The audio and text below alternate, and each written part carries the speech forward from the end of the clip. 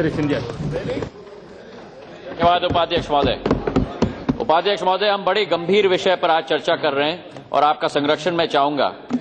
मुझे मुंशी प्रेमचंद जी की सदगति की कहानी याद आई, जहां दलित मुख्य किरदार कहता है कि कैथाने में जाकर एक लोटा पानी मांगू तो न मिले, कैथाने में जाकर मैं एक लोटा पानी मांगू तो न मिले, भला खटिया कौन मुझे देगा।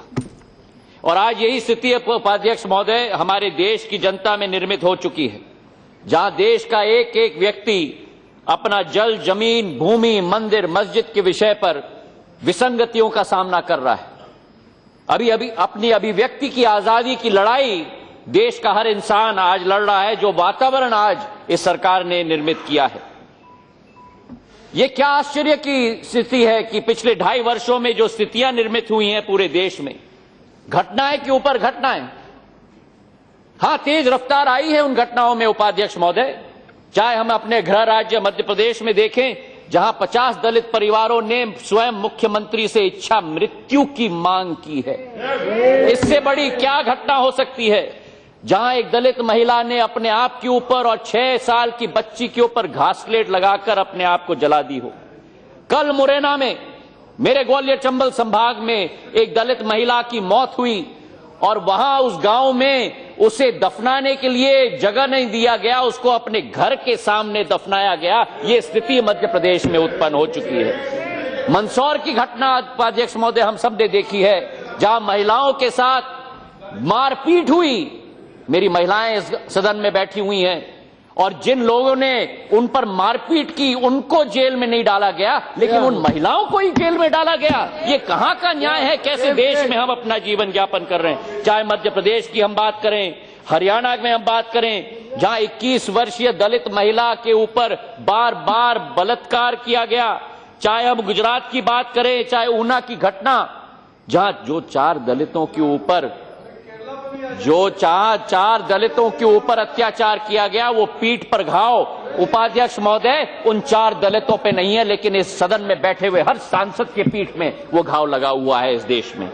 आज मैं पूछना चाहता हूं कि सौदापुर में जो 27 दलित परिवारों को अपना घर छोड़ने के लिए मजबूर किया गया गुजरात के अंदर, इसका जवाब कहां है? जो आंदोलन खड़ा हुआ, मुख्यमंत्री को त्याग पत्र देना पड़ा। असलियत यह है कि भाजपा का असली मुखौटा आज उतर रहा है, यह असलियत है। मुझे आश्चर्य है उपाध्यक्ष महोदय, मैं एक भारतीय नागरिक के रूप में बात कर रहा हूं। जब अर्जुन राम मेघवाल जी यहां बात कर रहे थे, मैं उनका बहुत सम्मान करता हूं, लेकिन आज उन्होंने सदन में कहा कि चुनावी माहौल में घटनाएं होती हैं। चुनावी माहौल में कौन सा चुनाव अभी गुजरात में होने वाला था? कौन सा चुनाव राजस्थान या मध्य प्रदेश में होने वाला था? और जब चुनाव बिहार में हो रहा था, तब आप लोग ने कहा कि आरक्षण को हटाया जाना चाहिए, आपके आरएसएस के मोहन भागवत ने। इसका जवाब आपको देना होगा। जब बिहार में चुनाव हो रहा था, तब आपके पार्टी के अध्यक्ष ने कहा कि हमको यहां चुनाव जिता दो, नहीं तो पाकिस्तान में पटाखे फोड़े जाएंगे। इसका जवाब इनको देना होगा। आज इन प्रश्नों का हमें जवाब चाहिए उपाध्यक्ष महोदय। हमें प्रश्न का जवाब चाहिए कि जो आज देश में वातावरण है, 20 करोड़ हमारे दलित भाई और बहन हैं। रामविलास पासवान जी, आज आप बात कर रहे थे, मैं आपका मान सम्मान करता हूं। आपने मेरे पूज्य पिताजी के साथ कंधे से कंधे मिलाकर कार्य किया है, पिता तुल्य हैं आप। पर यह मैं कहना चाहता हूं इस सदन के सामने कि चट भी मेरी और पट भी मेरी, ये नहीं चलेगी। आप इधर भी नहीं बैठ के बात कर सकते और उधर भी बैठ के बात नहीं कर सकते। अंत में हमें अपने सिद्धांत के आधार पर अपना काम करना होगा। अगर हमें लगता है कि बीजेपी के शासन में इतना अत्याचार हुआ, तो उस शासन को क्यों नहीं छोड़ा आपने? अगर आपको लगता है कि कांग्रेस के शासन में अत्याचार हुआ, उस शासन के मंत्रालय को क्यों नहीं छोड़ा आपने? अगर दलित की लड़ाई लड़नी है, तो आंगन में उठ के लड़नी होगी हमको। ये मैं आपसे मांग करता हूं। और उसी के साथ मैं कहना चाहता हूं कि जो आज आंकड़े पेश किए गए हैं, हर 18 मिनट दलित के विरुद्ध अत्याचार होता है, हर दिवस 3 दलित महिलाओं का बलात्कार होता है, हर दिन 2 दलित महिलाओं और दलितों की मौत होती है, और पिछले 2.5 वर्षों में 19% बढ़ोतरी दलितों के विरुद्ध अत्याचार में हुआ है। हम स्वच्छ भारत की बात करते हैं, आप कैसी स्वच्छ भारत की कल्पना करना चाहते हो? वो स्वच्छ, how can I wind up sir? I have just started this issue which is an emotive issue. I am only the second speaker from the Congress sir, this is not fair sir.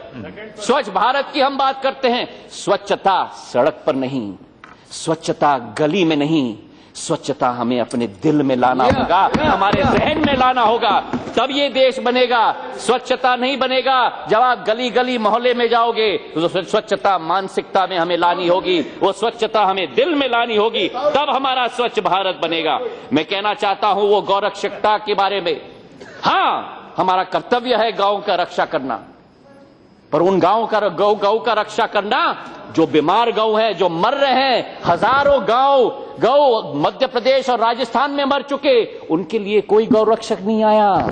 लेकिन अपने हाथ में कानून को लेकर किसने हिम्मत की बाहर निकल के दूसरों को ऊपर पदाधित करना, इसका जवाब हमें देश में देना होगा। मुझे तो आश्चर्य है उपाध्यक्ष महोदय कि जो प्रधानमंत्री का वक्तव्य रहा, कश्मीर में 1 महीने की चुप्पी। ठीक कहा मेरे भाई प्रेमचंद्रन जी ने, जब दादरी की घटना हुई थी तब कुछ बोल देते तो शायद ऊना की घटना नहीं होती। और जब बोला उन्होंने, जो बाबा साहब अंबेडकर की बात अर्जुन राम मेघवाल जी कह रहे थे, उन्हीं के पोते प्रकाश अंबेडकर जी ने क्या कहा प्रधानमंत्री के वक्तव्य के बारे में, it is too little too late. और क्या प्रधानमंत्री ने जो शपथ ली थी भारत के संविधान के बारे में, क्या कहा था कि मैं भय या पक्षपात, अनुराग या द्वेष के बिना सभी प्रकार के लोगों के प्रति संविधान और विधि के अनुसार न्याय करूंगा। और उसके बाद ये वक्तव्य आता है कि हमला करना है तो मुझ पर कीजिए, गोली चलाना है तो मुझ पर चलाइए, लेकिन मेरे दलित भाइयों पर हमला बंद करना बंद होना चाहिए। इतनी बेबसी और लाचारी का वक्तव्य के अलावा क्या हो सकता है? जो व्यक्ति कहे कि मैं प्रथम सेवक हूं, जो व्यक्ति कहे कि मैं चौकीदार हूं, अगर कोई भी वो हत्या करने का कदम उठाए तो उस व्यक्ति के विरुद्ध इस सरकार को, उस प्रधानमंत्री को कदम लेना चाहिए, तब हम आपका साथ देंगे। ये विश्वास मैं आपको दिलाना चाहता हूं। बात होती है सदन के बाहर, तेलंगाना में जाकर दलितों की बात होती है, मध्य प्रदेश में जाकर कश्मीर की बात होती है, और सदन चल रहा है और चुप्पी साधी हुई है। कश्मीर में एक शब्द मेरे प्रधानमंत्री नहीं कह सकते सदन के अंदर, दलितों के ऊपर एक शब्द मेरे प्रधानमंत्री नहीं कह सकते सदन के ऊपर। कैसे विश्वास जताओगे 125 करोड़ की जनता के बीच में? जो कहा जाता है digital India, stand up India, startup India, बस वास्तविकता है suppress India, repress India, weak India and beat India. जो बात की जाती है कांग्रेस मुक्त भारत की, अब आप बात कर रहे हैं दलित मुक्त भारत की। और जब आप झाबुआ गए थे, अभी जब आप झाबुआ गए थे और वहां आपने कहा कि आदिवासी उन्मूलन की बात आपने की, जो शर्म की बात होती है आपके पोस्टरों पर, तो आप आदिवासी मुक्त भारत की बात करते हो। प्रधानमंत्री वक्तव्य देते हैं और अगले दिन 3 Andhra Dalits tied to trees and trashed for skinning cow. Dalits stripped and killed for stealing watch.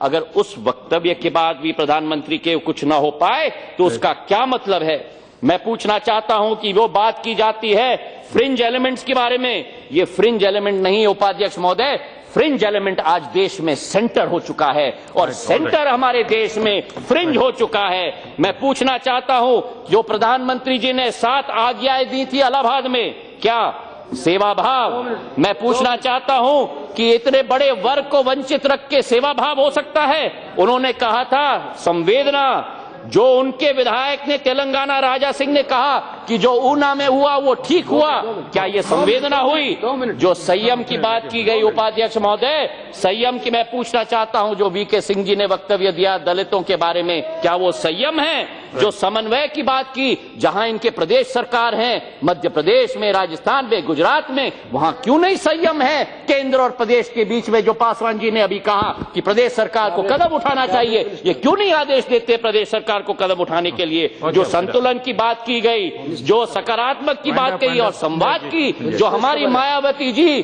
जो 5 बार मुख्यमंत्री रही हैं, सांसद है, उनके बारे में टिप्पणी की गई, क्या वो संवाद की बात होती है? दया शंकर के बारे में तो मैं पूछना चाहता हूं कि जो एक कैबिनेट का मंत्री भी न जा पाया, एक कैबिनेट मंत्री भी एक भी हिंसा का जगह न जा पाया, जहां इंदिरा गांधी जी बेलची में गई थी अपने वेस्ट तक पानी में घूमते हुए, जब दलितों का नरसंहार हुआ था, राहुल गांधी ऊना गए थे, रोहित वेमुला के यहाँ गए थे, इस सरकार का एक मंत्री क्यों नहीं जा पाया? एक ही घटना पे मैं पूछना चाहता हूँ नहीं उपाध्यक्ष महोदय, कांग्रेस की सरकार, उपाध्यक्ष महोदय, I beseech you, I am fighting for the cause of the Dalit, I beseech you उपाध्यक्ष महोदय, कांग्रेस की सरकार ने मीरा कुमार जी को अध्यक्ष बनाया, जो दलित है उनको अध्यक्ष बनाया। कांग्रेस की सरकार ने राष्ट्रपति के आर नारायण जी को बनाया, कांग्रेस की सरकार ने 7 कैबिनेट के मंत्री बनाया। मैं धन्यवाद देना चाहता हूं कि मेरे राज्य के थवरचंद गहलोत जी को इन्होंने मंत्री बनाया, मैं बधाई इनको देना चाहता हूं कि कम से कम मेरे राज्य को प्रतिनिधित्व दिया। कांग्रेस की सरकार ने SC ST एट्रोसिटी एक्ट लेके आई।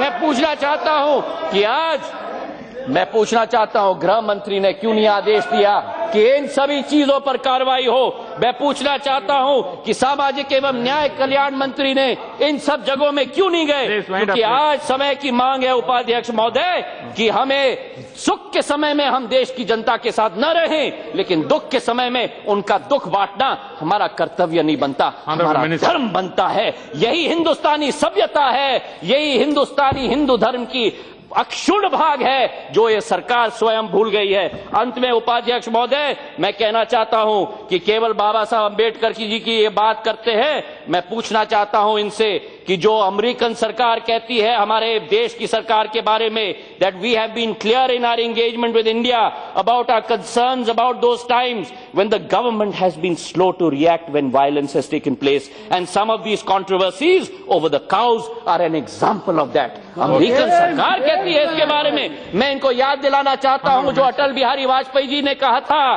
कि क्या कहा था, उन्होंने कहा राजधर्म निभाओ, राजा के लिए, शासक के लिए प्रजा, प्रजा में भेद नहीं हो सकता, न जन्म के आधार पर, न जाति के आधार पर, न सांप्रदायिकता के आधार पर। प्रधानमंत्री जी ने हमसे पूछा था कि इंडिपेंडेंस डे के लिए सुझाव दिया जाए। मैं देना चाहता हूं, केवल तिरंगा लेकर पूरे देश भर में घूम कर नहीं होगा, उस तिरंगा का सम्मान करना होगा, उस तिरंगा की भावना की सोच रखनी होगी, वो सीने में एक नई तड़प आनी चाहिए। और उपाध्यक्ष महोदय, I would like to conclude by quoting Rabindranath Tagore, where the mind is without fear and the head is held high, where knowledge is free and world has not been broken into fragments by narrow domestic moles, where words come out from the depth of truth, where tireless striving stretches its arms towards perfection, where the clear stream of reason has not lost its way into the dreary desert sand or dead habit, where the mind is led forward by thee into ever-widening thought of action, into that land of freedom, my father, let my country awake. Dhanyavad.